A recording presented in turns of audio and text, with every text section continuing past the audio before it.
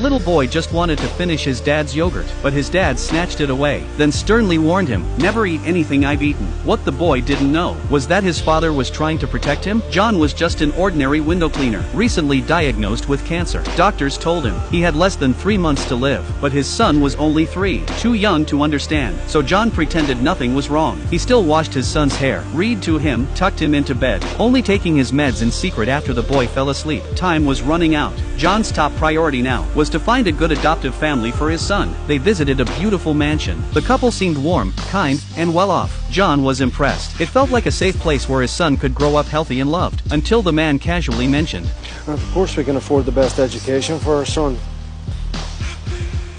I mean, your son." That they already had kids, and John realized they might not treat his boy equally. He couldn't take that risk. Later, on a footbridge, he asked his son, "Would you like to live in a new home?" Without hesitation, the boy replied, "I like home." John fell silent. He returned to the adoption agency, still searching for the right family. One worker suggested he prepare a time capsule, something for his son to open when he's older, but John refused. He wasn't ready to say goodbye. Why does he have to know he was adopted? We will find him a family that will be his family, his only family. He won't even have to remember how useless his parents were. His mother leaves him and then his father dies. I mean, that'll definitely fuck him up.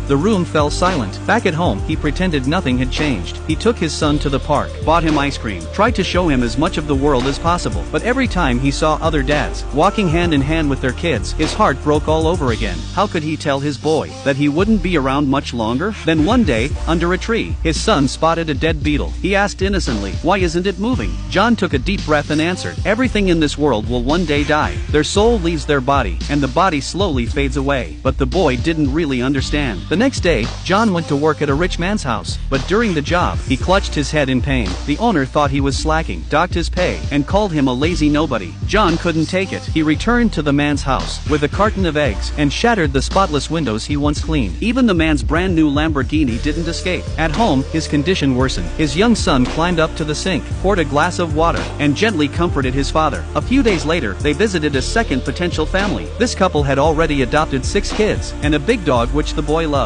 The woman told John, "The birth children and the adopted ones, my children are my own, so I love them as my own."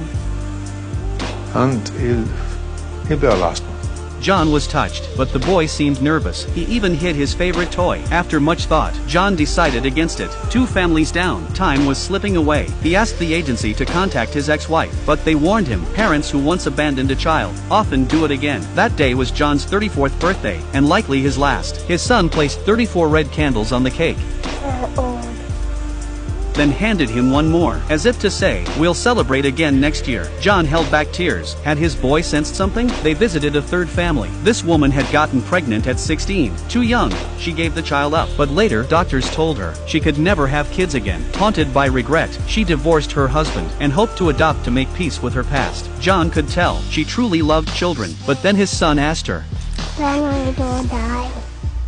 The room went quiet. John hadn't expected him to remember the word death. On the way home, John saw a teenager walking alone and imagined his son in a few years, but his body was giving out. They didn't have time. They visited a 4th family. The boy liked a stuffed bunny on the table. The man noticed and gave it to him. He even gave them a house tour. Everything seemed perfect, but as they were leaving, the woman gave her husband a subtle look, telling him to take the bunny back. John's heart sank. If they couldn't give away a toy, how could they give love? On the way home, the boy asked, "What's adopt, Daddy?" Adopt is when a child cannot be looked after by his mommy and daddy, and so he can go and live with 2 nice new parents who can give him a new loving family home. "I don't want to adopt."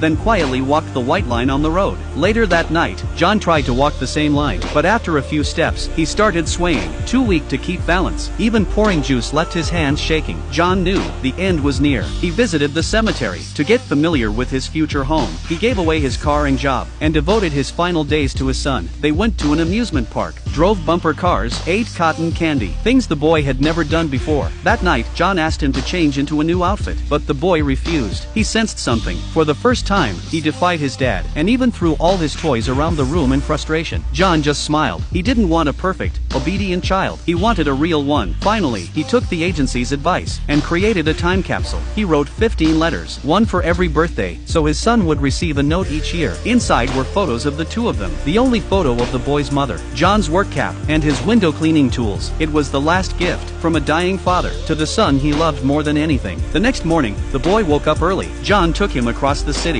to the home of the single woman. She greeted them with a warm smile. The boy didn't say a word. He looked up at his father, who was smiling at him. Then he remembered the words his father once told him. One day soon, I'll be like the beetle. You won't see me anymore, but I'll always be near. I'll be in the air around you, in the sunshine and the rain. You won't hear me speak, but I'll hear everything your heart says. Death is not the end of life. Being forgotten is.